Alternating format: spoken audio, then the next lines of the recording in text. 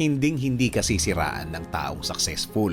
Tama, ang mga taong naninira lang naman ay mga taong failure sa buhay. Mga taong wala na ding nangyari sa buhay. Maraming kapalpakan sa buhay kaya ang ginagawa, maninira na lang ng kapwa kasi gusto niyang miserable din ang buhay ng iba. Ang mga taong successful naman kasi nakafocus lang yan kung paano pa mapapaunlad ang mga sarili nila. Iba ang mindset ng mga yan. Bigay ng mga lesson sa buhay ang mga yan. Kapag marinig niya na may pinagdadaanan ka, isi-share lang niyan ang mga pinagdaanan din niya sa buhay at ikukwento sa'yo na hindi yan ang final stage sa buhay mo na lahat magbabago, lahat mababago tulad ng nangyayari sa kanya. Kaya, the next time na makabalita ka ng tao na ano-anong sinasabi tungkol sa'yo, ilagay mo sa isip mo na failure ang taong yun sa buhay. Nakadapa na at wala nang gagawin yan kundi mandamay ng ibang tao, manira ng ibang tao. Yun ang refleksyon ng kanyang buhay. Tamaan ang dapat tamaan at sana kapag tinamaan, magbago.